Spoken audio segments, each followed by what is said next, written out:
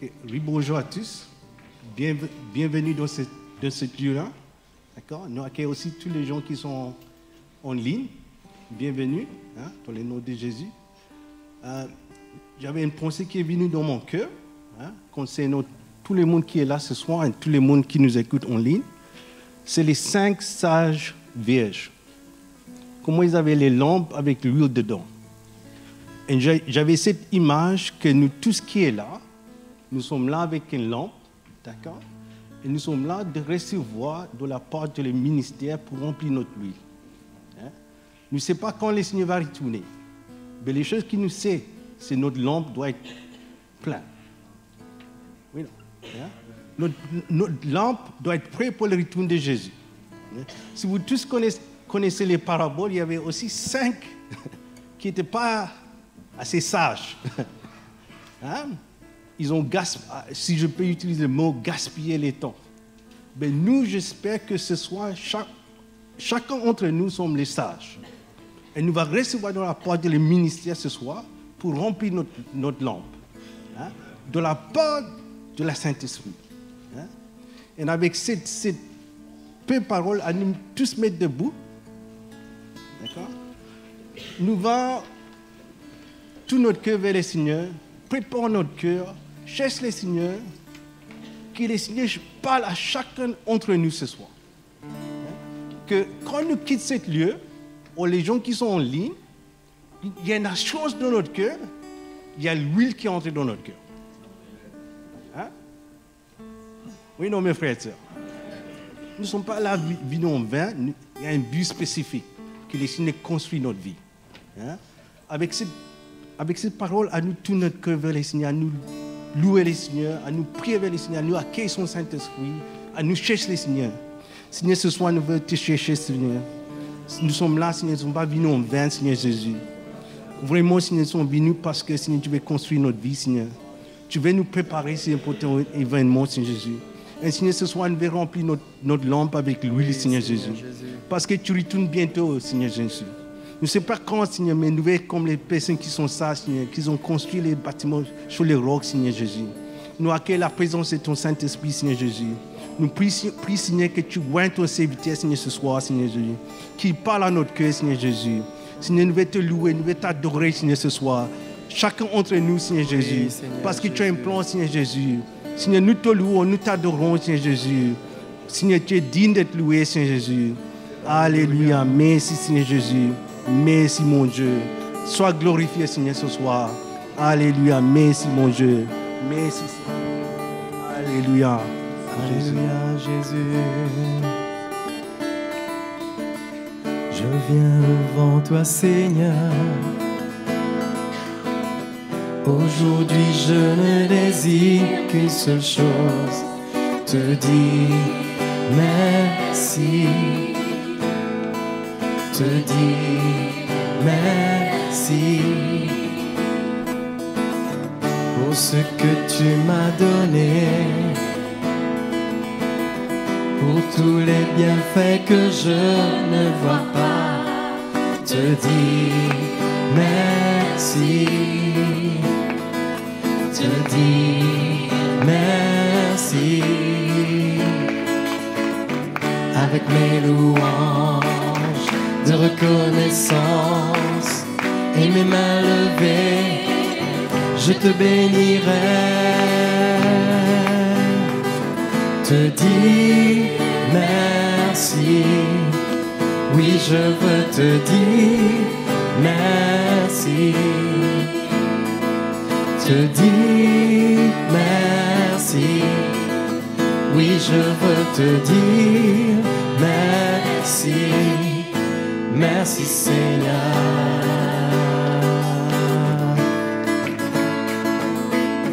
Je viens devant toi, Seigneur. Aujourd'hui, je ne désire qu'une seule chose, te dire merci. Te dire merci pour ce que tu fais en moi. Tu as chassé les ténèbres de ma vie te dire merci, te dire merci. Avec mes louanges de reconnaissance et mes mains levées, je te bénirai. Te dire merci, oui, je veux te dire merci. Te dire merci, oui, je veux te dire merci. Te dire merci, te dire merci, oui, je veux te dire merci. Te dire merci, oui, je veux te dire merci. Merci Seigneur, merci Seigneur Jésus, merci Seigneur. Alléluia Seigneur. Oui, nous voulons te dire merci ce soir Seigneur, pour ce que tu fais dans nos cœurs, tous les bienfaits que tu emmènes en nous Seigneur, que nous ne voyons pas, mais tu accomplis des choses dans nos cœurs, Seigneur Dieu Tout-Puissant. Alléluia. Oh, merci, Seigneur. Merci, notre Dieu. Alléluia. Alléluia. Oh, merci, Seigneur. Un cœur pour toi, une soif de toi. Oh, que mon âme sois rafraîchi, je veux chercher ta sainte face, Seigneur, recrée en moi un cœur pour toi, une soif de toi. Oh, que mon âme sois rafraîchi, je veux chercher ta sainte face, Seigneur, recrée en moi un cœur pour toi. Alléluia. Plus que tous les trésors que l'on me tend, plus que tout rêve accompli, plus que tous les plaisirs chers à ce monde, je n'ai qu'un seul désir. Plus que tous les honneurs rendus aux hommes, plus que toute récompense, plus que toutes les sagesses, c'est là mon seul désir. Un cœur pour toi, une soif de toi. Oh, que mon âme soit rafraîchie, je veux chercher ta sainte face, Seigneur, recrée en moi un cœur pour toi, une soif de toi. Oh, que mon âme soit rafraîchie, je veux chercher ta sainte face, Seigneur, recrée en moi un cœur pour toi, une soif de toi. Oh, que mon âme sois rafraîchi. Je veux chercher ta sainte face, Seigneur, recrée en moi. Seigneur, recrée en moi un cœur pour toi. Alléluia, Jésus.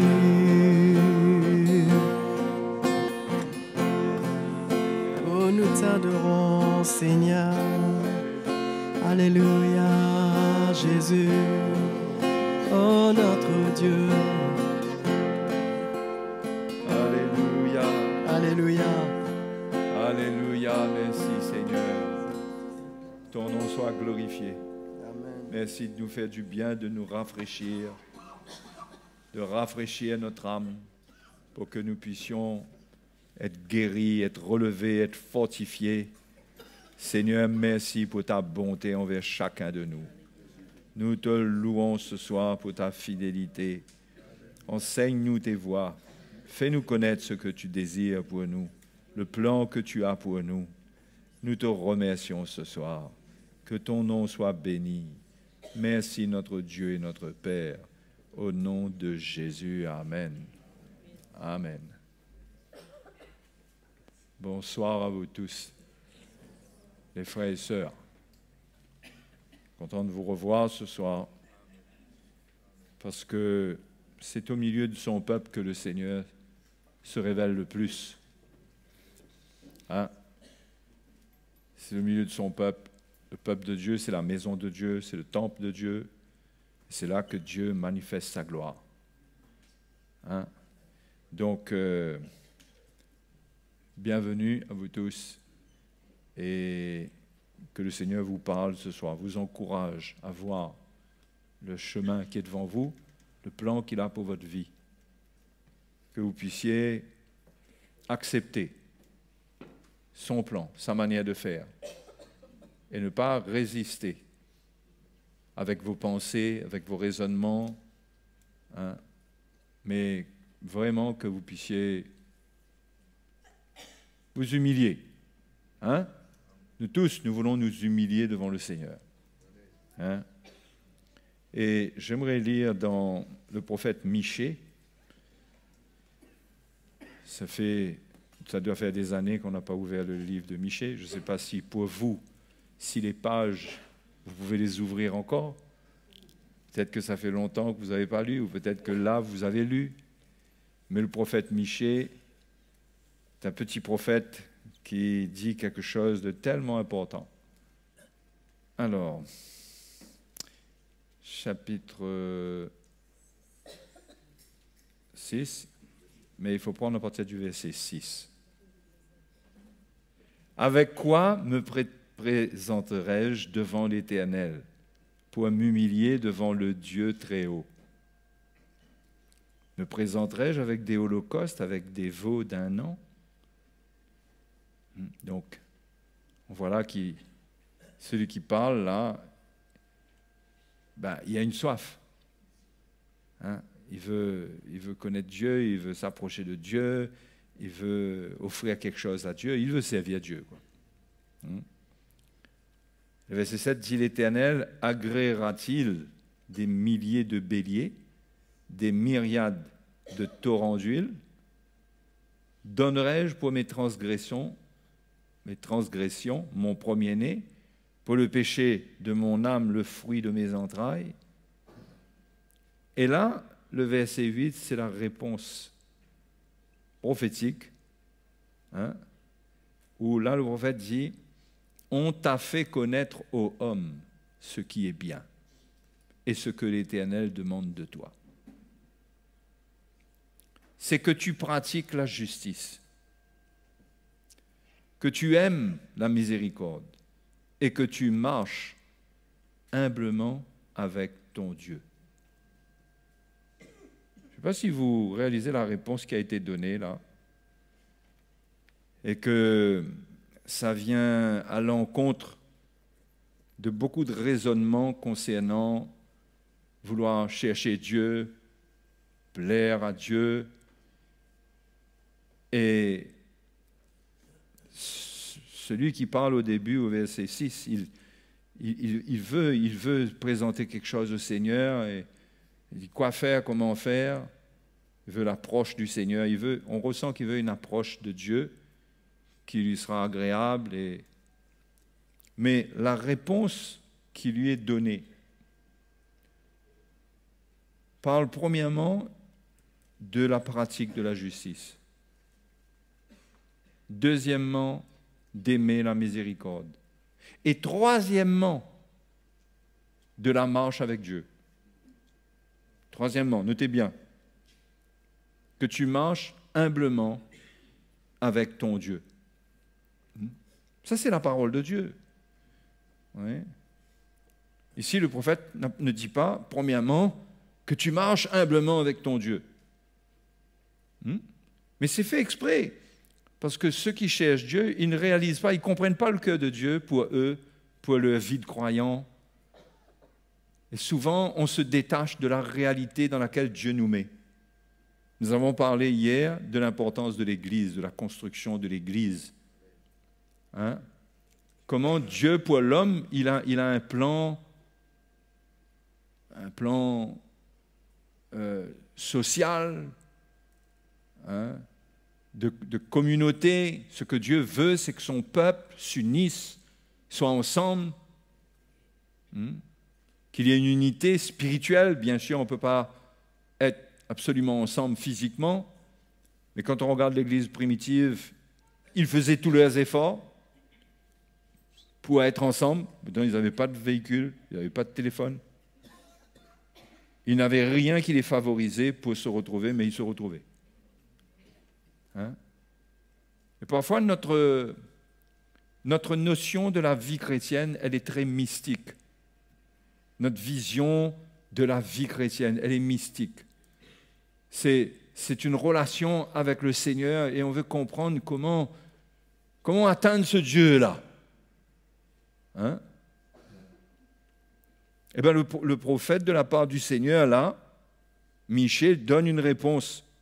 Il montre ce qui est bien, il montre ce qui est important pour Dieu, ce que l'Éternel demande de toi. Et en numéro 1, dans le contexte de ce que je vous partage depuis hier soir, c'est que tu pratiques la justice. Nous avons vu hier dans Ésaïe 28:16 comment le fondement, on va peut-être revenir là, on verra, mais allons dans Ésaïe 28:16 qu'on puisse relire cela. Lorsque le prophète parle du fondement qui allait venir, qui est la pierre éprouvée, Jésus-Christ, qu'est-ce que ça allait faire? On l'a vu hier soir et on va le relire. Verset 16 dit, c'est pourquoi, ainsi parle le Seigneur l'Éternel, voici j'ai mis pour fondement en Sion une pierre. Ça annonce la venue de Jésus, ça, qu'il allait être la pierre. Jésus a dit lui-même, je bâtirai mon église sur cette pierre. Il a parlé d'une pierre à pierre. Et dans Pierre, l'épître de Pierre, il parle de cette pierre. J'espère que vous vous retrouvez. Et Paul aussi parle d'un fondement. Donc cette pierre, c'est Jésus. C'est Jésus-Christ. Et Paul précise, c'est la mort et la résurrection, c'est Jésus-Christ crucifié. Donc j'ai mis pour fondement aussi une pierre éprouvée, une pierre angulaire de prix, c'est-à-dire à partir de laquelle on va construire, solidement posée. Celui qui la prendra pour appui n'aura point hâte de fuir. Je ferai de la droiture une règle et de la justice un niveau. Donc j'ai vu hier, nous avons vu ensemble que sur ce fondement, l'élément qui est confronté dans la vie de l'homme, c'est l'iniquité, l'injustice. Sur ce fondement, Dieu veut construire des hommes qui marchent dans la justice. C'est ce que Michée dit. Ce que l'Éternel demande de toi, c'est que tu pratiques la justice. Elle dit, je ferai de la droiture une règle, de la justice un niveau, de la droiture une règle. C'est-à-dire, celui qui va se tenir sur ce fondement, il Il faudra qu'il soit sincère, il faudra qu'il soit vrai avec Dieu. Et c'est un peu ce que Michel dit, il dit que tu marches humblement avec ton Dieu. Hein? Humblement, ça parle d'une relation où on accepte qu'il est Dieu et que nous ne sommes pas Dieu. Nous ne pouvons pas nous tracer des voies. C'est Dieu qui trace des voies pour nous, qui a un plan pour nous. D'accord? Et c'est ça qu'on marche humblement, qu'on accepte que Dieu a un plan pour nous. Et ce n'est pas par hasard quand on combine tous ces passages que Michel dit, tout d'abord, que tu pratiques la justice. Parce que ça correspond au plan que le Seigneur révèle dans sa parole à plusieurs endroits. Parce que son cœur ne change pas pour l'homme. Mais le croyant a tendance à être mystique. C'est-à-dire qu'on fait de la vie chrétienne une vie entre Dieu et nous. Ça nous rend mystiques et ça fait de nous des hypocrites. Parce qu'on dit qu'on connaît Dieu, qu'on le cherche, mais en réalité, on ne trouve pas ce qui est dans son cœur. Parce qu'on continue à vouloir vivre, à vouloir que ça se passe entre lui et nous, sans considérer sa volonté. Hein? Vous voyez? On devient mystique. Et le Seigneur n'a pas de plan de mysticisme. C'est-à-dire ce truc-là dans lequel on veut vivre avec Dieu. Là. Et on dit aux autres, je n'ai pas le temps là. Vous voyez le mysticisme? Hein? Tu es malade? Non, je n'ai pas le temps avec toi. Moi, je cherche le Seigneur. Hein? Et ce fondement-là ne construit pas des gens mystiques. Dieu veut concrètement un peuple qui le représente en vivant dans la justice, qui aime la miséricorde. Parce que quand on est juste, ce qui va découler de la justice, c'est qu'on va vouloir aider, secourir. Et ça, c'est la miséricorde. Et là, quand on est comme ça, là, on marche humblement avec Dieu. On pourra marcher humblement avec Dieu. Et non pas être en train de raconter notre grande histoire de notre relation avec Dieu. Ouais. Il y a donc une réalité. Et cette réalité de la relation avec Dieu, d'une vraie relation, d'une vraie marche avec Dieu, elle rattrape le chrétien. C'est pourquoi tous ceux qui ne comprennent pas, qui n'ont pas de respect pour leur prochain, qui ne comprennent pas le plan de Dieu pour l'Église, qui ne comprennent pas le don de leur vie pour l'Église, pour les frères et les sœurs, l'Église, c'est les autres. Qui ne comprennent pas ça et qui ont leur petit moment de prière, ben c'est un torrent qui va sécher ça, qui sèche, il n'y a pas de vie là-dedans, parce que Dieu n'y est pas. Dieu te donne rendez-vous dans la justice. Il te donne rendez-vous dans la pratique de la miséricorde. C'est là que tu vas trouver la vie. C'est là que tu vas trouver la vie. Et que tu acceptes ça et que tu marches humblement. C'est-à-dire quand tu vas aller pratiquer la justice et que tu vas aimer la miséricorde et tu vas pratiquer cette miséricorde, eh bien Dieu te parlera. Dieu te montrera ton cœur. Il se passera des choses entre toi et tes frères et sœurs, là. Il se passera des choses. Tu ne pourras pas prendre pour prétexte que toi, le Seigneur te connaît. Mais c'est de l'orgueil, ça. Hein, de dire, moi, le Seigneur me connaît. Mais Dieu voit. Il voit le cœur. Il voit qu'est-ce qui est caché dans le cœur. Et qu'on se sert de lui comme prétexte. Oui. J'emploie encore une fois le même mot. Ça, c'est de l'iniquité. L'iniquité, ça se définit de plusieurs manières. Mais une manière de voir ça, c'est qu'on utilise Dieu. On met Dieu du côté de notre chair. Dieu devient le prétexte pour faire ce que nous voulons. Et on se sert de son nom. Et la Bible dit, tu n'utiliseras pas, tu ne prendras pas le nom de Dieu en vain. Et c'est de l'iniquité. Vous voyez? On ne peut pas prendre le nom de Dieu en vain. Mais on doit marcher humblement avec le Seigneur. Hein? On ne peut pas juste dire, moi je prie, je ressens et tout. Mais quel est ton cœur, quelle est ta vie, quel est le fruit, c'est quoi? Comment tu pratiques la justice?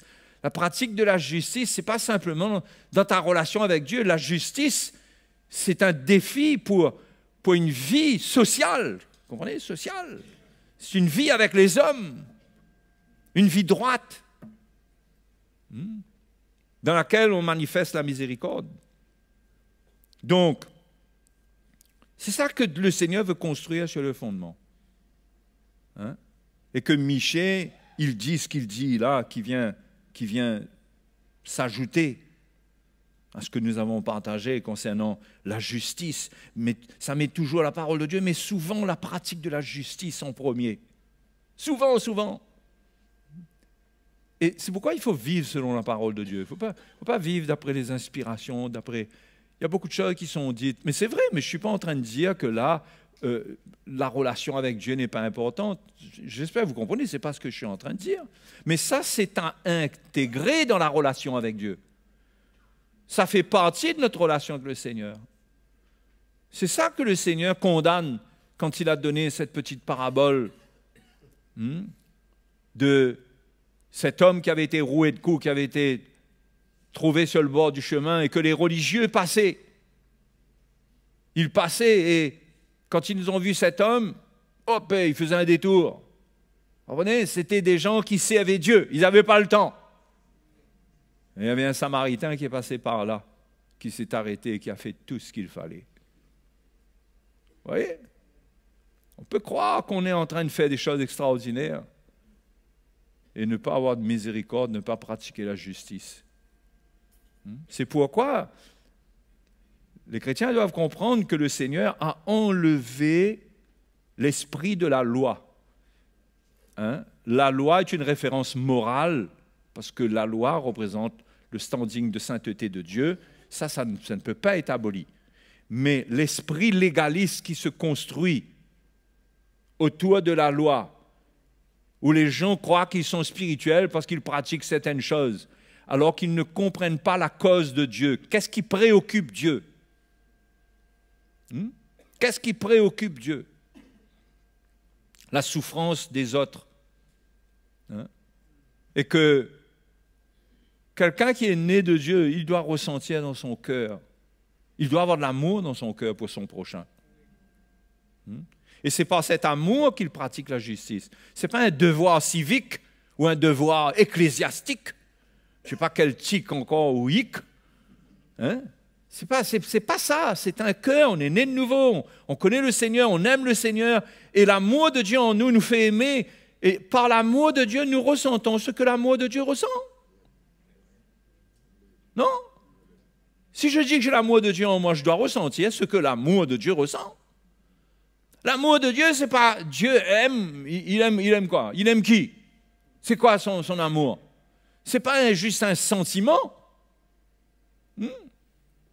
Il ressent la souffrance. C'est un Dieu de compassion.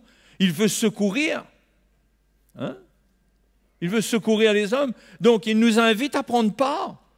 Parce qu'il ne peut pas venir lui-même directement dans ce monde se manifester. Jésus est venu une fois. Maintenant, il compte sur nous. Nous sommes le corps de Christ.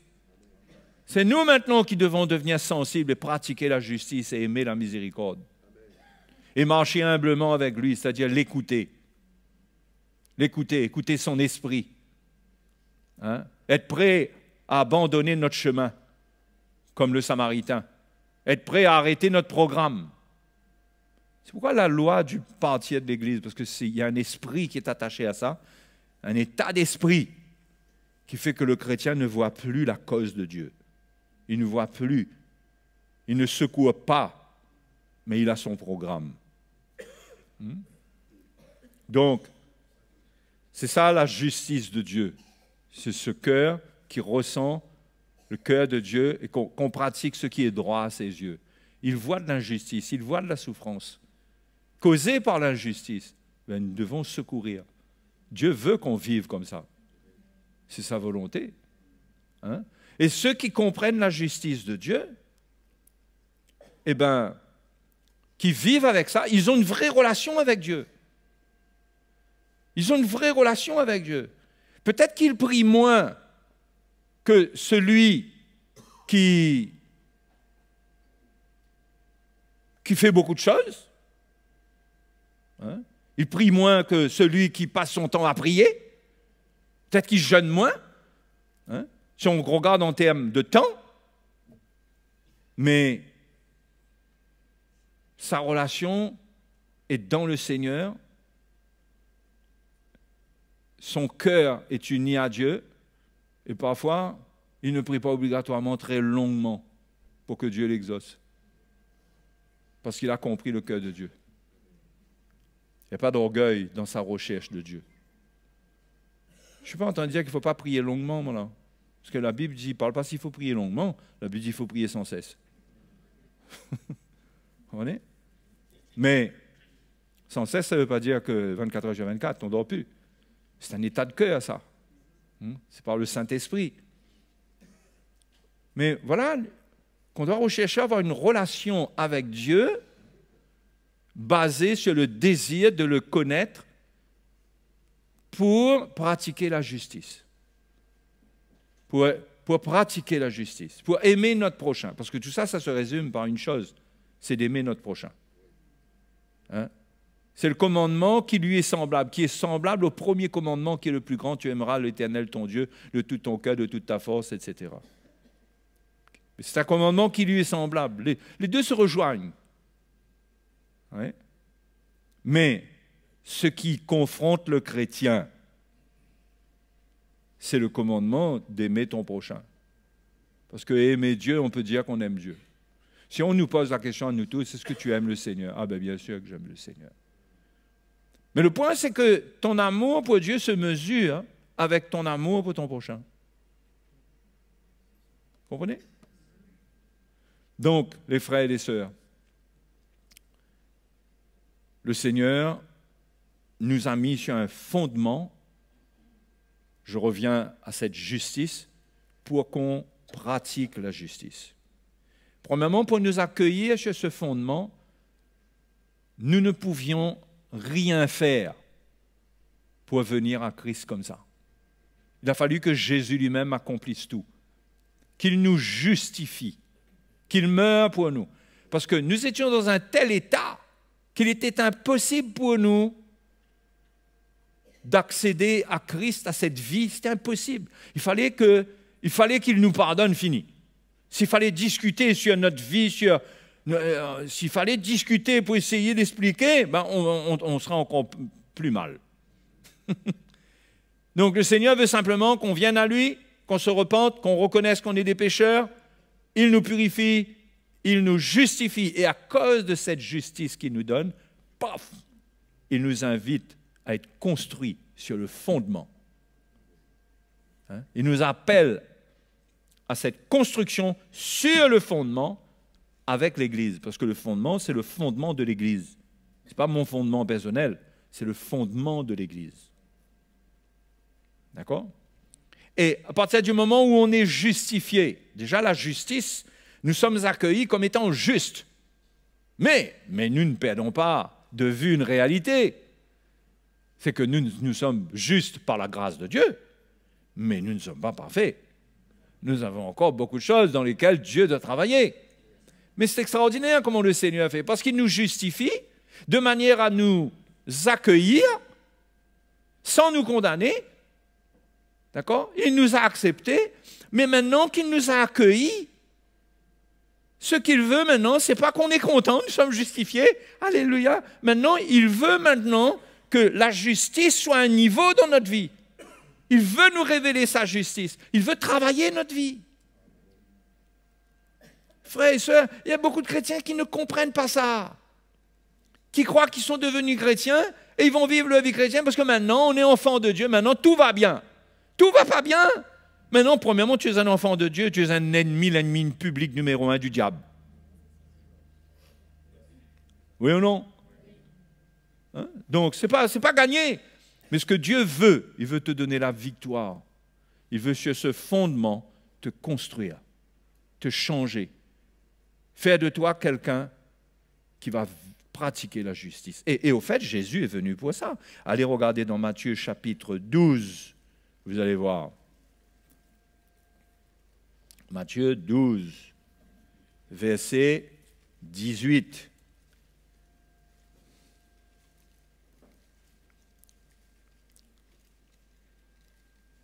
Vous croyez que si vous êtes en train de prier et qu'on a besoin de vous, le Seigneur peut avoir besoin de vous, quelqu'un peut avoir besoin de vous alors que vous avez besoin de prier, que vous êtes en train de prier. Voilà que si vous êtes mystique, vous allez faire croire que c'est plus important pour vous de continuer à prier plutôt que d'aller secourir. Hein? Je ne suis pas non plus en train d'établir un principe par lequel on se laisse être dérangé pour n'importe quoi. D'accord? Mais c'est une attitude où on comprend que notre communion avec Dieu, ce n'est pas juste dans notre chambre fermée. Ça, c'est le moment de prière. Mais c'est une vie dans laquelle Dieu nous appelle, Dieu nous parle, il y a des circonstances. Il faut être sensible à l'esprit. Et le Seigneur nous amène dans des choses. Et nous sommes toujours en communion avec lui, là, quand on va là pour pratiquer la justice, là. Quand on va pratiquer la miséricorde, on reste en communion avec lui. Ce n'est pas parce qu'on n'est pas en train de prier et qu'on va faire quelque chose qui secoue à quelqu'un qu'on a coupé quelque chose. Mais là, on amène le cœur de Dieu, on manifeste le cœur de Dieu. C'est important. Il n'y a rien de pire, peut-être que j'exagère, c'est une formule pour frapper l'esprit des gens. Mais je dirais qu'il n'y a rien de pire qu'un chrétien qui se renferme sur lui-même dans sa chambre et qui ne veut pas qu'on touche à sa vie et que sa vie, c'est pour Dieu. Vous savez, ce genre d'image, il faut déchirer, il faut brûler. Il faut même brûler pour être sûr qu'on ne recolle pas les morceaux. Verset 18. Voici mon serviteur que j'ai choisi, parlant de Jésus. Mon bien-aimé en qui mon âme a pris plaisir. Je mettrai mon esprit sur lui et il annoncera la justice aux nations. Hein? Il annoncera la justice aux nations. Il ne contestera point, il ne criera point et personne n'entendra sa voix dans les rues. Il ne brisera point le roseau cassé. Il n'éteindra point le lumignon qui fume jusqu'à ce qu'il ait fait triompher la justice. Est-ce qu'il doit triompher? C'est la justice. Mais il parle de faire triompher la justice à quel niveau? Envers le roseau cassé, envers le lumignon qui fume. C'est-à-dire que Dieu ne veut pas détruire ses enfants parce qu'ils ont un peu de faiblesse, mais le Seigneur veut les restaurer. Hein? Il veut faire triompher la justice, il veut leur donner une vie de justice qui leur permet de se relever, de servir Dieu. Et il y a une justice pour les protéger, c'est la mort de Jésus à la croix. C'est le sang de Christ qui nous justifie, qui nous protège. Donc, quand quelqu'un est comme un roseau qui est cassé ou un lumignon qui fume, c'est-à-dire on dirait que les choses vont s'éteindre dans sa vie. Dieu a un cœur pour lui, il veut faire triompher la justice. Jésus est mort pour lui donner la vie. Mais il faut qu'il accepte aussi de se repentir s'il doit se repentir. Qu'est-ce qui a cassé ton roseau? Qu'est-ce qui a éteint le feu qui fait que le lumignon fume, il n'y a plus de flamme? Il faut qu'il y ait cette marche humble avec Dieu. Mais le but, c'est faire triompher la justice, c'est-à-dire quand tu te lèves de là, tu pratiques la justice triomphe dans ta vie, mais au travers de toi, tu deviens toi-même un instrument de justice. C'est ce que Paul dit dans Romains, chapitre 6. Regardez.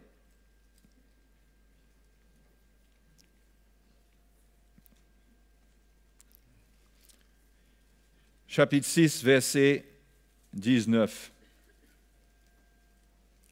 18. Chapitre 6, verset 18. Ayant été affranchis du péché, vous êtes devenus esclaves de la justice. Hein? C'est-à-dire, vous êtes redevable à la justice. Un chrétien doit ressentir qu'il est redevable à la justice. Est-ce que c'est juste ce que tu es en train de faire? Est-ce que c'est juste ce que tu es en train de dire? Est-ce que c'est dans la justice, ça? Tu dois être esclave de la justice. Le mot qu'il emploie est fort, il parle d'être esclave, et pourtant on est libre. Mais il emploie le mot esclave pour montrer à quel point un chrétien doit considérer la justice. Est-ce que c'est juste ce que je fais? Parce que c'est ça que Dieu cherche. Il cherche des hommes droits, des hommes qui pratiquent la justice. Numéro 1 dans Michée, chapitre 6. Je parle à la manière des hommes à cause de la faiblesse de votre chair. De même donc que vous avez livré vos membres comme esclaves à l'impureté et à l'iniquité, c'est-à-dire autrefois, quand il fallait faire n'importe quoi, vous ne vous posiez pas de questions, vous étiez disponible. Non? Disponible pour n'importe quel mouvement du péché.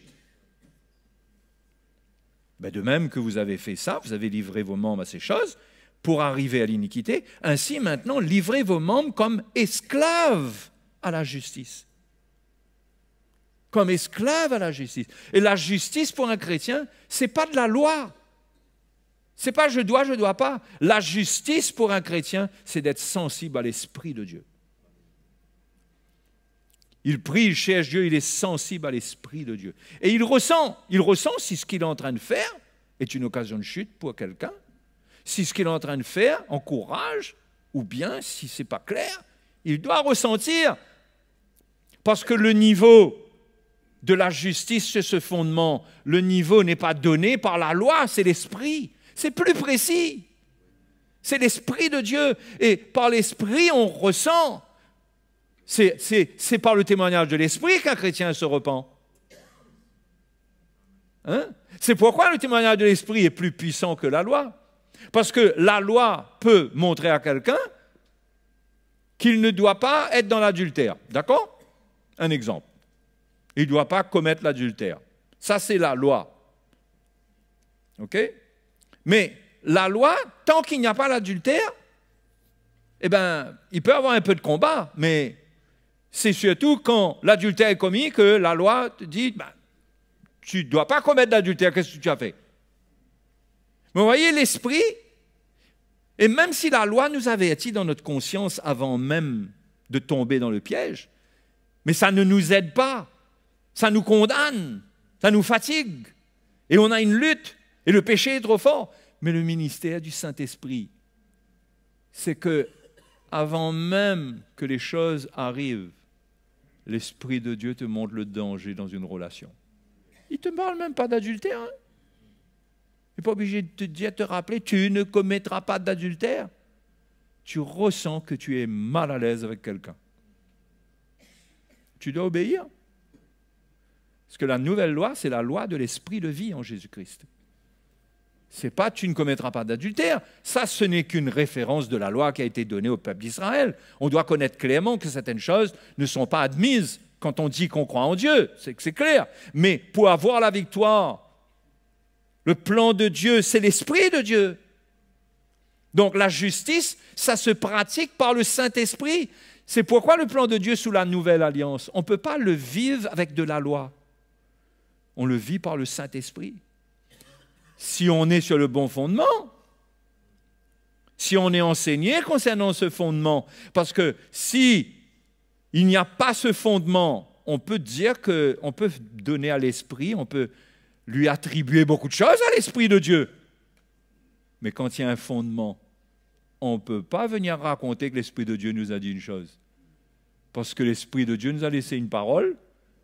D'accord? Comprenez donc, avec le plan de Dieu, le plan parfait du Seigneur, là, on ne peut pas tricher. Mais si on triche, c'est qu'on est inique, on n'est pas droit avec Dieu. Hein? On se sert de lui pour faire des choses qui ne sont pas bonnes. Voyez? Mais le plan de Dieu sous la nouvelle alliance est parfait. Dieu ne se sert pas de la loi. Parce que la loi, le monde même connaît la loi. Vous croyez que le monde ne connaît pas la loi des 10 commandements? Hein, par la religion, sous une autre forme peut-être. Hein, mais on connaît.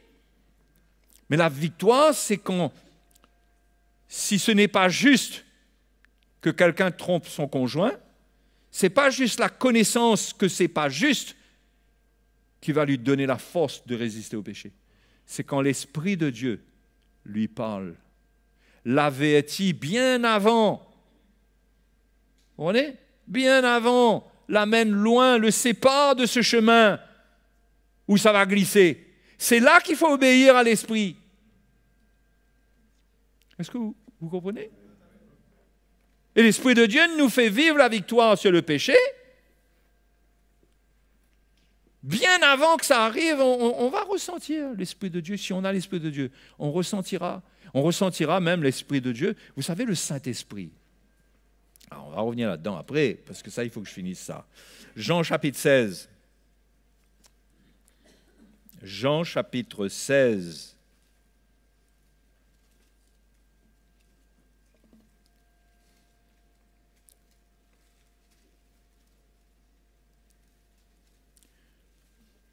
Alors,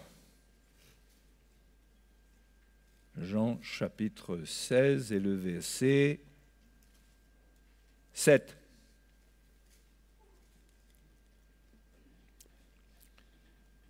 Cependant, je vous dis la vérité. Il vous est avantageux que je m'en aille. C'est extraordinaire. Jésus lui a dit, lui qu'il voyait comme étant tout pour eux, il lui a dit, il vous est avantageux que je m'en aille. Ça renferme quelque chose d'extraordinaire. Car si je ne m'en vais pas, le Consolateur ne viendra pas vers vous. C'est l'Esprit Saint, le Consolateur. Il ne viendra pas vers vous. Mais si je m'en vais, je vous l'enverrai. Et quand il sera venu, il convaincra le monde en ce qui concerne le péché, la justice et le jugement. Vous voyez le point là-dedans, là? Alors quand il dit le monde, on aurait tendance, nous, à nous retirer là-dedans. Ça, c'est le monde. Mais le monde, c'est nous aussi, nous sommes dans le monde. Nous sommes devenus chrétiens, mais le ministère du Saint-Esprit continue dans notre vie. Et l'Esprit de Dieu convainc en ce qui concerne le péché. Son ministère, ce n'est pas de te convaincre quand tu as péché seulement, c'est de te convaincre dans le chemin qui te mène au péché. La protection de Dieu est grande sur nous. Mes frères et sœurs, quand nous faillissons, c'est que nous avons désobéi à l'Esprit de Dieu. Ou bien nous étions morts spirituellement, il n'y avait plus rien de l'Esprit, et dans ce cas, nous étions vraiment voués à un échec total. Ouais. Mais si un chrétien, il a l'Esprit, il s'édifie, il a l'Esprit, il est rempli de l'Esprit, il est pur dans son cœur, le ministère de l'Esprit le convaincra en ce qui concerne le péché. Quand il va prendre un chemin dans lequel le péché l'attend, l'Esprit de Dieu le convaincra. En ce qui concerne, numéro 2, ce qui concerne la justice, il va convaincre en ce qui concerne la justice. Vous voyez, donc, pratiquer la justice, ce n'est pas de la loi. C'est pas tu dois faire ça, tu ne dois pas faire ça. Le péché, c'est tu ne dois pas faire ça. Et la justice, c'est tu dois faire ça. Non, ce n'est pas comme ça que ça marche. Le tu ne dois pas est remplacé par l'Esprit. Oui, parle à ton cœur et tu ressens que, comme on dit en créole, ça sent l'ail. En français aussi, on dit ça peut-être. Je me perds un peu entre tout, moi. Ça sent l'ail, ça sent le roussi. Hein? C'est dangereux. Et tous les tu dois, c'est remplacé par l'Esprit. Ce n'est pas que tu dois, c'est que l'Esprit de Dieu te fait ressentir. Si tu es en communion avec Dieu et que tu marches humblement avec Dieu, l'Esprit de Dieu te fera ressentir. Hein? Il te fera ressentir, par exemple, il te fera ressentir sans te condamner que ça fait un peu trop longtemps que tu restes chez toi. Comment il peut dire ça, l'Esprit de Dieu? Il n'y a pas un commandement pour ça. Tu ne resteras pas chez toi. Mais comment on applique un commandement comme ça? Parce qu'il faut bien rester chez soi aussi. Mais comment on applique ça? Jusqu'à quelle limite? À partir de quel moment on ne reste pas chez nous? Je parle de sortir de chez nous pour aller servir le Seigneur. Il n'y a pas de loi pour ça. Mais ce n'est pas juste quand quelqu'un, il vit pour lui, chez lui, il pense qu'à lui, et sa vie, c'est autour de lui, il consomme sa vie sur lui, ce qu'il a sur lui. Ben peut-être que quand tu commences à entrer dans une phase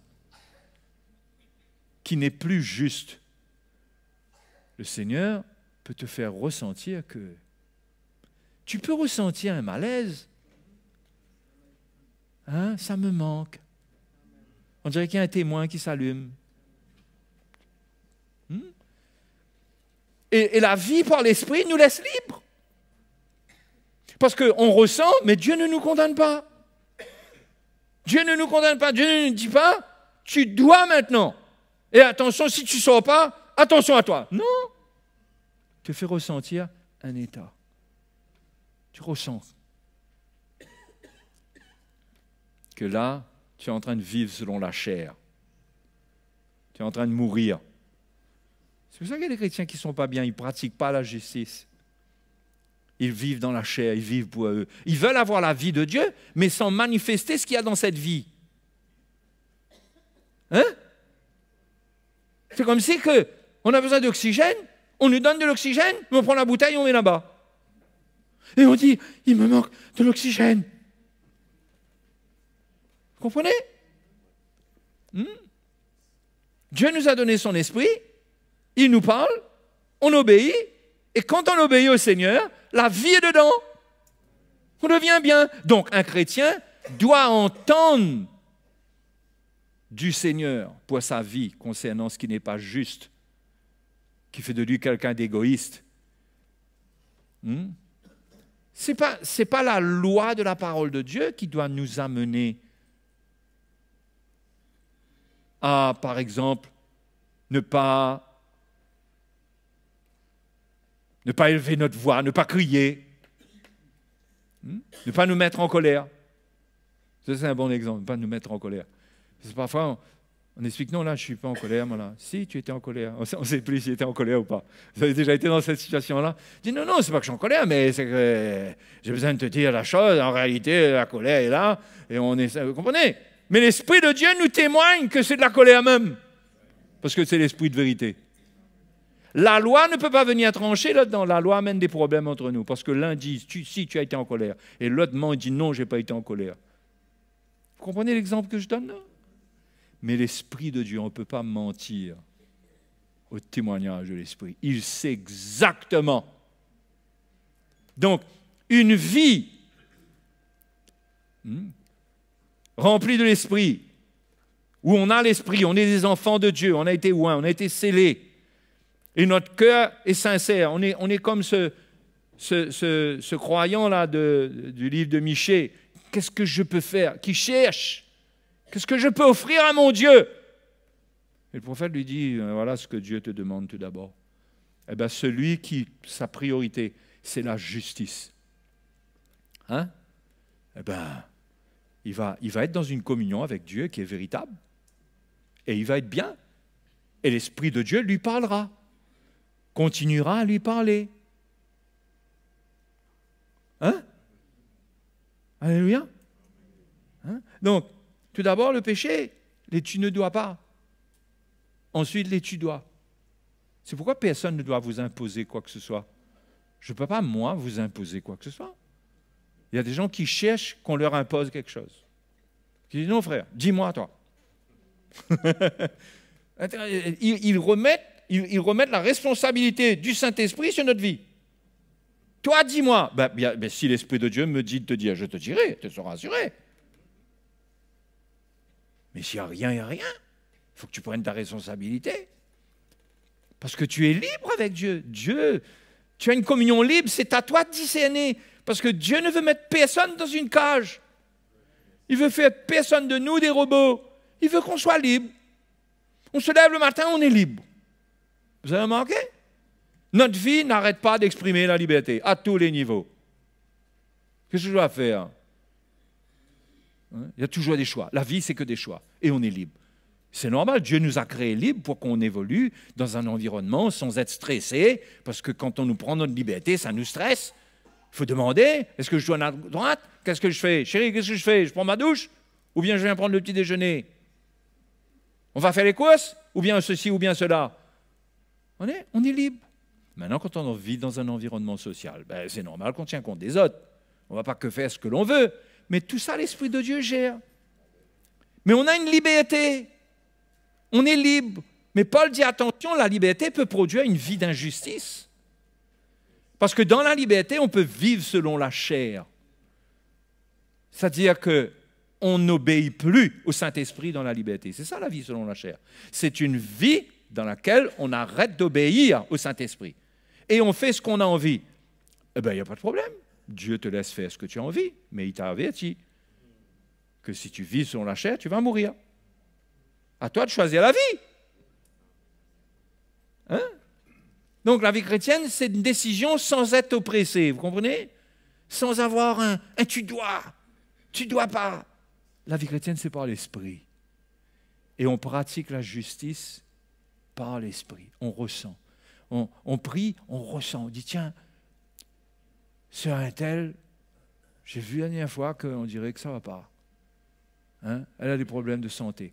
Eh bien, je ressens, je prie, je ressens. Ah, il faut que j'aille aider. J'ai un peu d'énergie, j'ai un peu de force, j'arrive à faire quelque chose. Je vais pratiquer la justice. Je vais aller secourir cette sœur-là. C'est un exemple. Vous n'allez pas tous chercher une sœur de l'église qui a un problème pour aller l'aider demain matin. Il y aura trop de monde chez elle. Mais on est éveillé dans notre cœur. On est éveillé pour aider, pour se secourir, pour s'aimer les uns les autres. Et c'est par l'esprit, ce n'est pas une loi. Ce n'est pas non plus une pression. Seigneur, je veux faire quelque chose aujourd'hui. Seigneur. Et puis la matinée passe. Pourquoi le Seigneur ne me parle pas? Pourquoi je ne ressens pas? Parfois, on n'a pas besoin de ressentir. Il n'y a pas un nuage. Ça ne s'ouvre pas là-dedans pour dire que tout d'un coup, il y a un nuage qui pénètre dedans et on entend une voix qui nous dit « Va voir la sœur Antoinette ».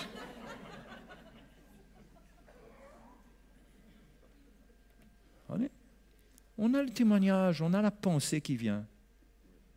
Notre cœur est pur, on est avec l'Église, vous comprenez? On est avec l'Église. On est sur le fondement où Dieu construit l'Église.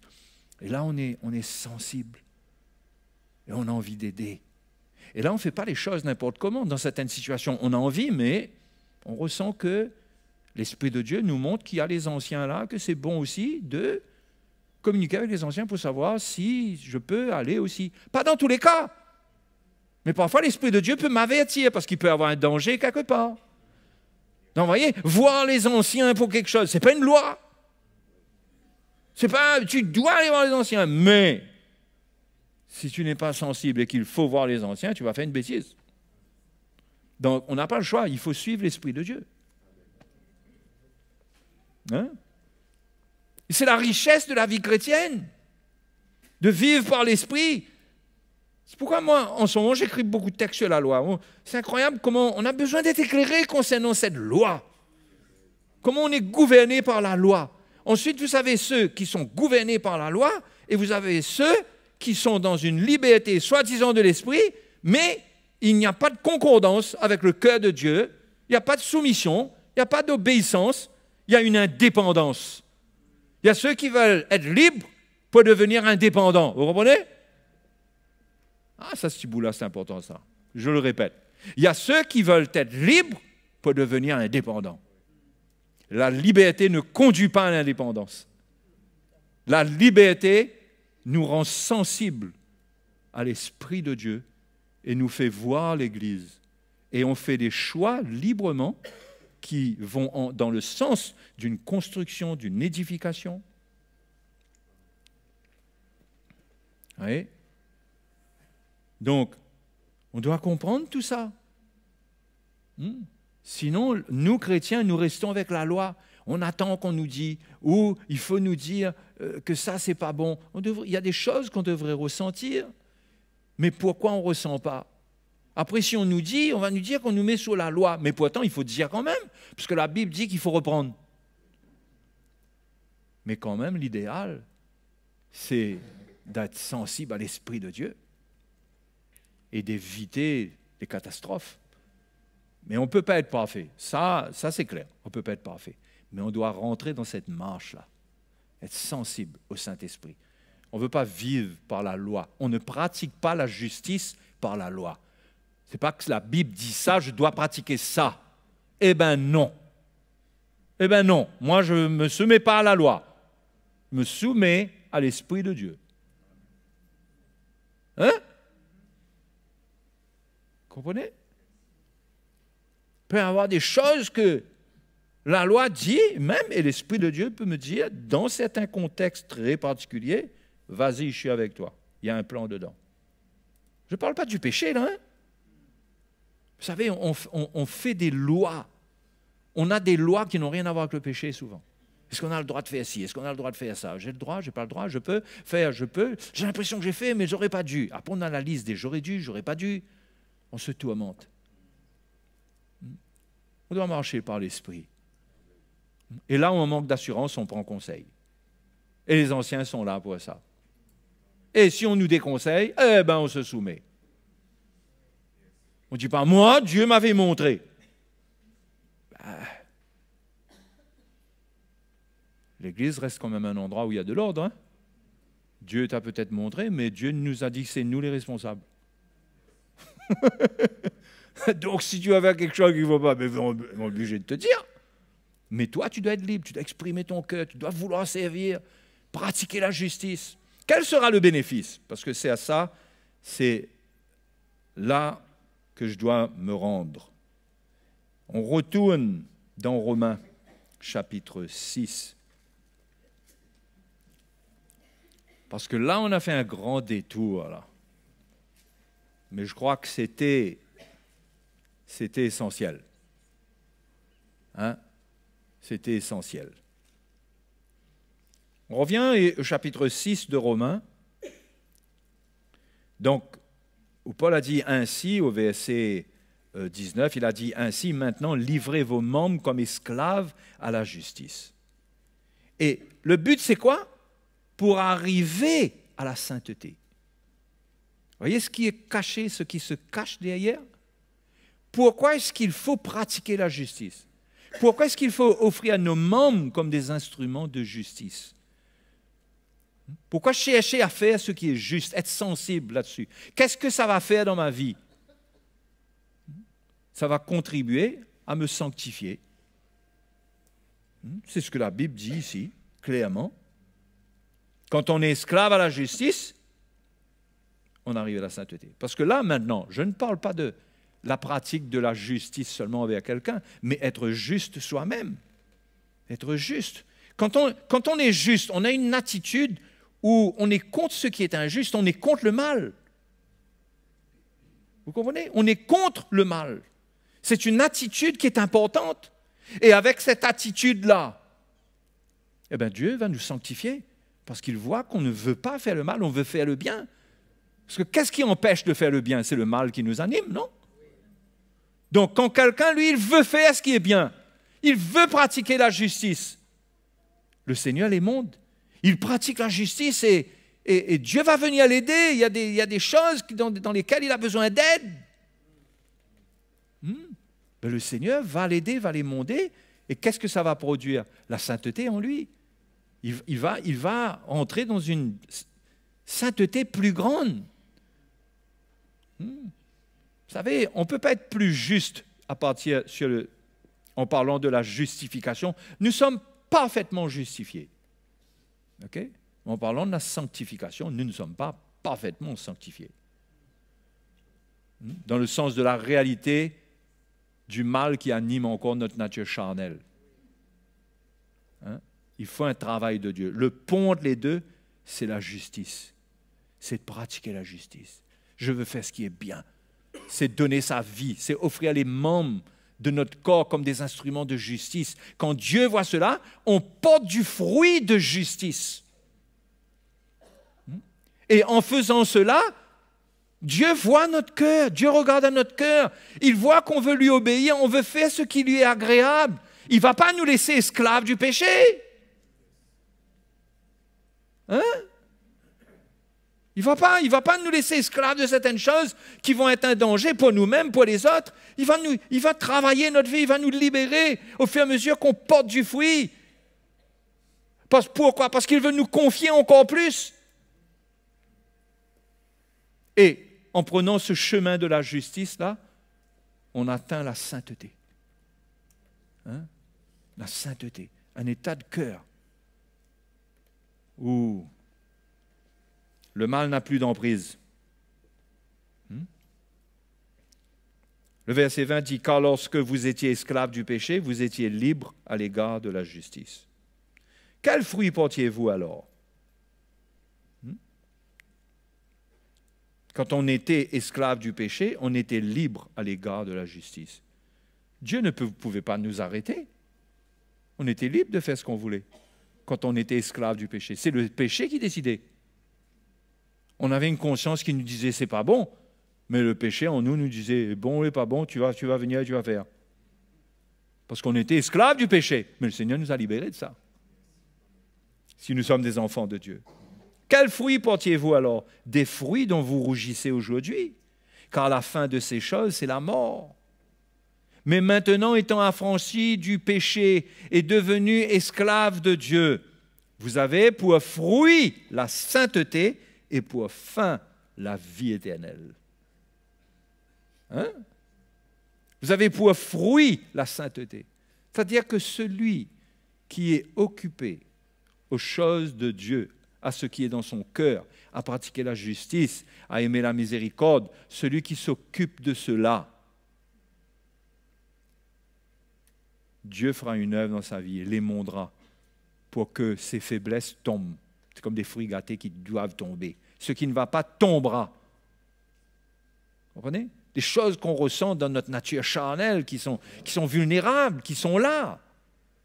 On en a tous, non? Il y a des faiblesses quelque part. On ne vit pas dans le péché avec ces choses, mais on ressent que si Dieu ne nous garde pas,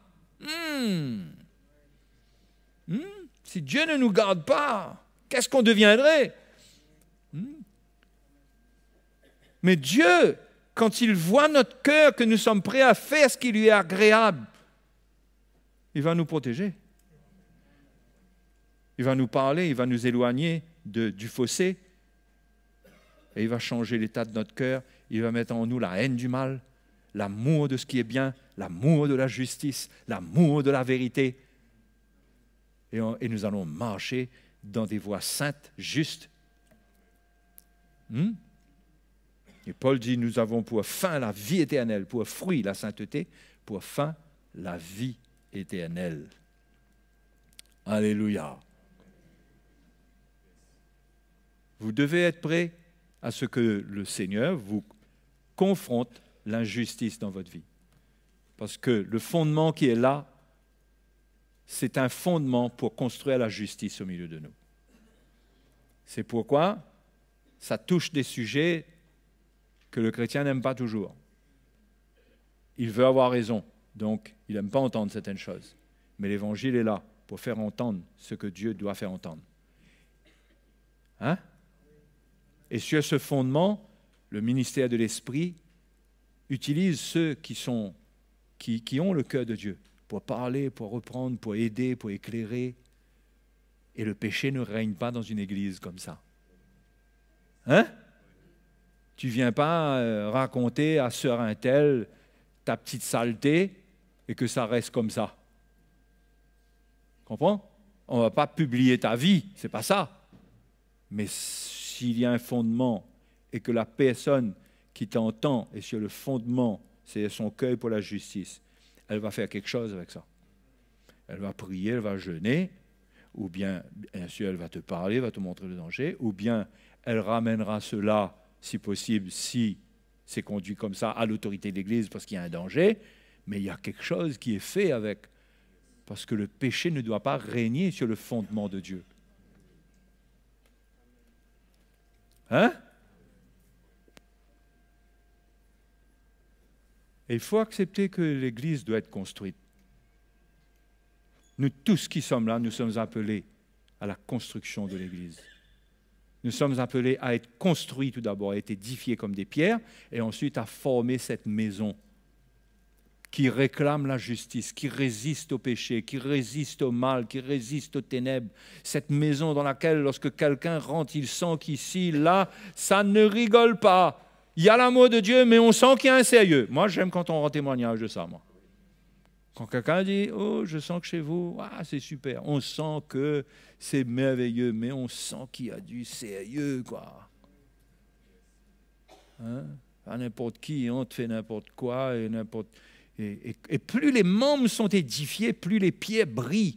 Celui qui rentre là, il ne trouve plus un trou noir pour s'abriter dedans. Quand il vient là, il vient pour que Dieu travaille sa vie, pour connaître le plan de Dieu et pour entrer dans la construction. Il ne vient pas là pour faire son bal, la lumière est trop forte. Mais les frères et sœurs, il ne faut pas que la lumière brille de l'estrade. faut que la lumière brille de votre vie. Il faut que vous soyez édifiés. Il faut que vous compreniez ça.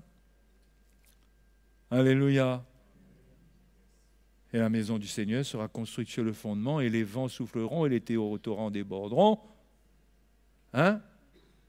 Toute cette affaire va venir se jeter contre cette maison, mais elle va tenir debout. Mais s'il y a des gens dedans irresponsables, quand le vent arrive, ils rouvrent la fenêtre. Il faut des gens qui comprennent. Il y a un bon fondement, il y a une sécurité. Alléluia. Je veux vivre dans une église comme ça. Et vous? Mais il y a un prix à payer. Il y a un prix à payer que votre personne même. Il y a des gens qui vont arrêter de vous aimer quand vous voulez construire ça. Parce qu'il va falloir leur parler. Ton meilleur ami, il faudra lui dire, mais non. Il va te dire, ah, tu m'as trahi. Mais moi, je n'ai pas trahi le Seigneur, je n'ai pas trahi l'Église. Ma vie est pour l'Église. Il faut se lever, se réveiller pour construire ça, les frères et sœurs. Nous voulons construire la maison de Dieu. Nous voulons la bâtir, nous voulons donner notre cœur. Nous ne voulons pas être des hypocrites dans les cantiques à dire « Seigneur, je t'aime, Seigneur, tu es merveilleux, oui Seigneur ». Et puis quand on rentre chez nous, et puis quand on vit notre vie, on est en train de faire n'importe quoi, on est dans l'injustice que personne ne voit. Non, on ne veut pas ça. On veut être prêt, on veut entendre, on veut se repentir. On veut entendre là où on n'aurait jamais cru que la chose n'était pas bonne, mais on m'a dit, mes yeux se sont ouverts, ça m'a choqué, j'aurais pu perdre la vue tellement. Oui. Mais Dieu travaille. On est humble, on marche humblement avec le Seigneur. Alléluia. Et vous, les frères et sœurs, vous voulez quoi? Est-ce qu'on veut une maison vivante? Une maison vivante où chacun de nous participons. Il y a une lumière qui brille au travers de nous. C'est merveilleux, non?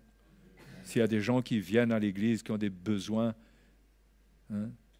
premièrement d'ordre spirituel, notre cœur est là. Il y a un amour en nous, on est concernés. C'est ça qui nous fait prier. La prière, ce n'est pas une loi. La prière, c'est un acte de miséricorde.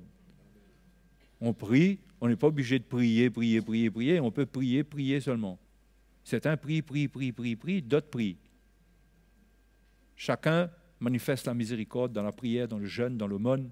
Il donne, il soutient, il fait dans la liberté. Il n'y a pas de loi. Mais on est tous là. Nous voulons entendre du Saint-Esprit. Nous voulons. Mais Dieu nous laisse libres. Mais faisons déjà. Il y a des choses qu'il faut faire. Et Dieu nous conduira. Donnons notre vie. Et Dieu nous conduira. Alléluia. OK? On se tient debout maintenant. Alléluia. Je ne sais pas si ça annonce qu'un prédicateur du sud de la France va venir bientôt. Ce que je viens de dire.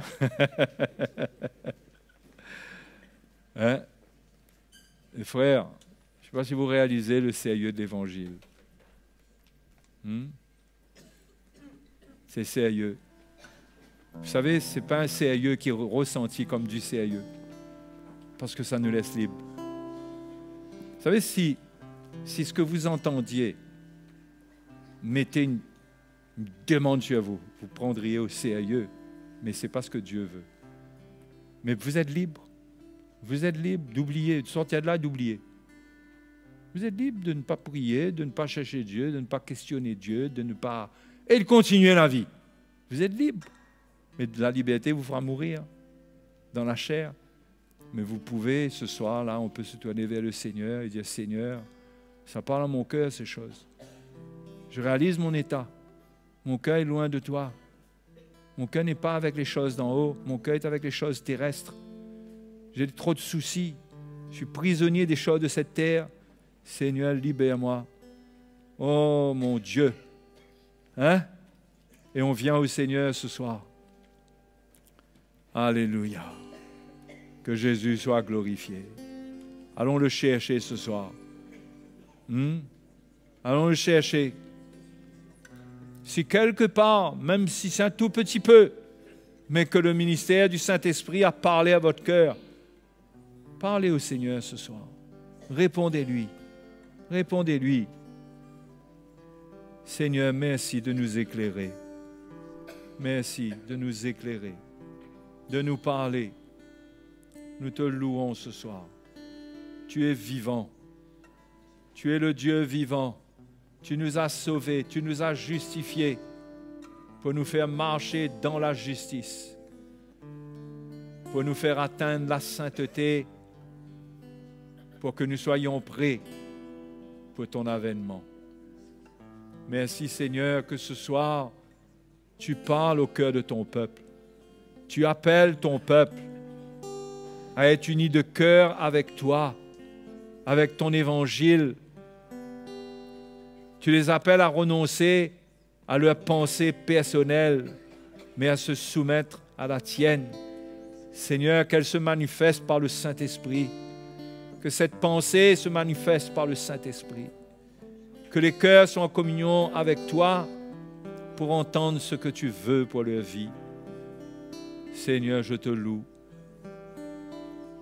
Je te loue de ce que l'évangile que nous prêchons portera des fruits dans la vie du peuple de Dieu et qu'ils s'en réjouiront et que de plus en plus personne ne se sentira inutile, éloigné, mais ils vont ressentir que dans cette vie de justice, il y a de la place pour eux. Il y a tant de choses, tant de besoins. Il y a tant de choses que tu voudrais faire, mais tu ne trouves personne à qui tu peux confier ces choses et que tu peux envoyer. Seigneur, parle au cœur de tes enfants, Seigneur. Réveille nos cœurs ce soir. Réveille nos cœurs ce soir, Seigneur. Alléluia. Merci, Seigneur. Merci, Seigneur. Merci. Tu es bon, tu es bon, tu es bon, Jésus. Alléluia. Oh, gloire à ton nom.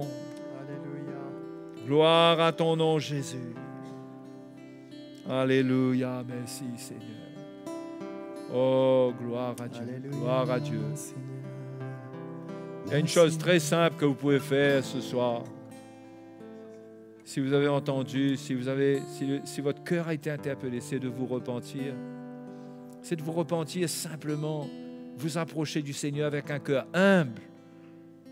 Et la Bible dit, approchez-vous de Dieu et il s'approchera de vous. Alléluia.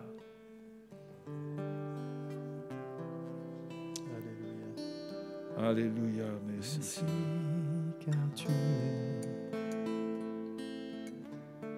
tel que tu es. Merci car tu es ma lumière et ma vie. Jésus, oh Jésus,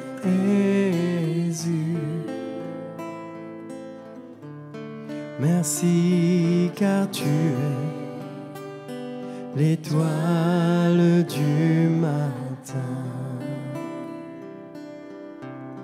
Je t'aime tant car tu m'as aimé le premier.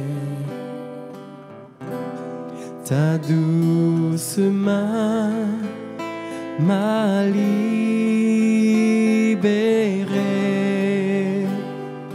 Jésus, oh Jésus,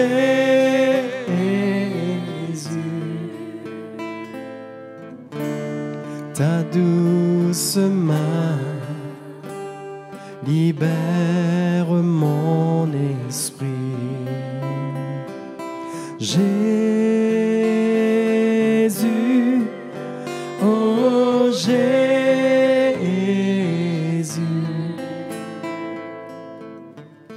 ta douce main libère mon esprit.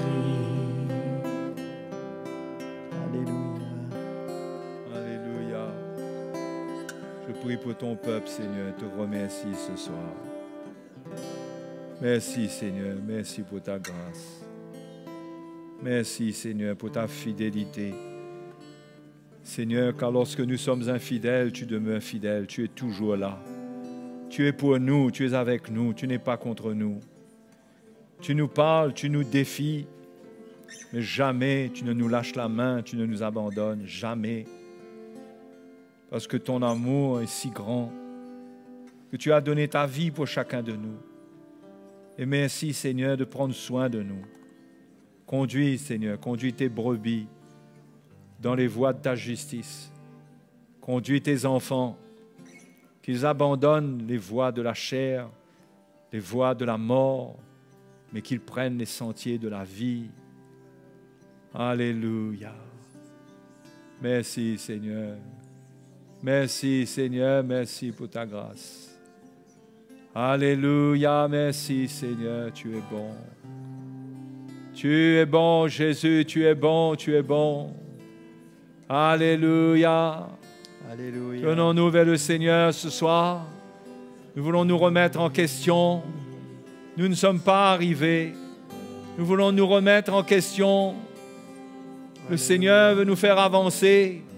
Peut-être qu'on a commencé à reculer, mais c'est le moment de se ressaisir, de revenir au Seigneur dans ses voies.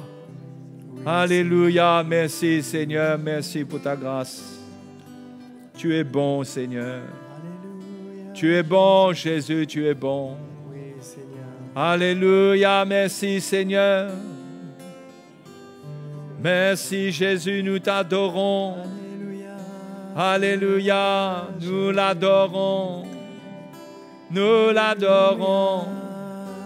Oui, lui, le Fils de Dieu, notre Sauveur, notre Seigneur. Alléluia.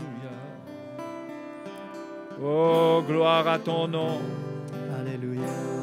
Gloire à ton nom, Jésus. Oh, Seigneur Jésus. Alléluia.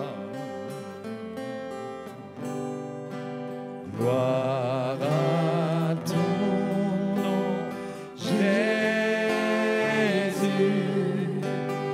Gloire à ton nom, Jésus.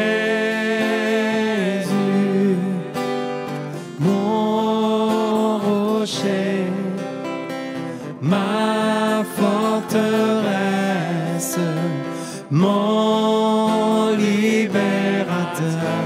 Je me confie en toi, gloire à ton nom, Seigneur Jésus.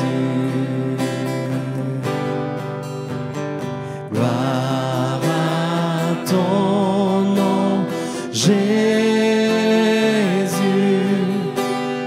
Gloire à ton nom, Jésus, mon rocher, ma forteresse, mon libérateur, je me confie en toi. Gloire à ton nom, Seigneur Jésus.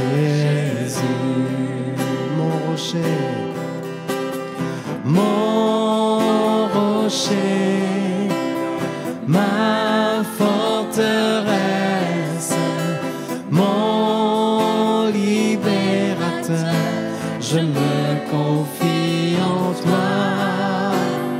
Gloire à ton nom, Seigneur Jésus.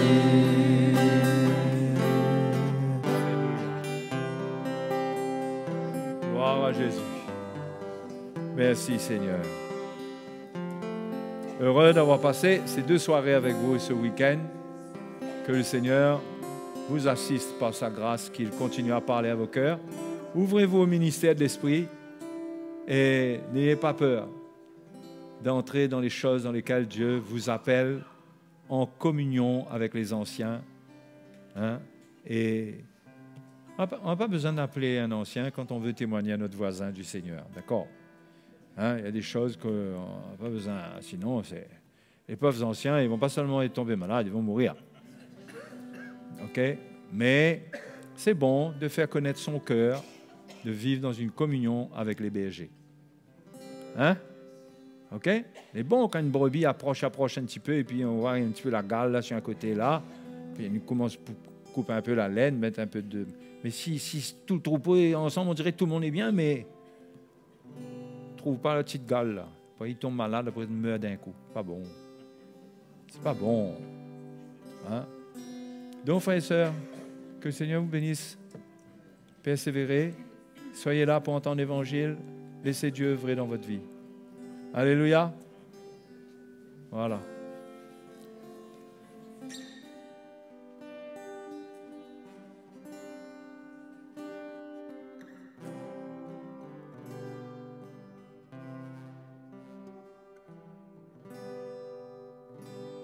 Si ce n'était par ta grâce, Seigneur, où serais-je? Si ce n'était ta miséricorde,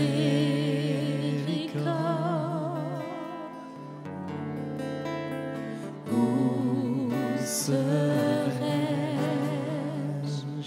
Par ta grâce, je suis sauvé.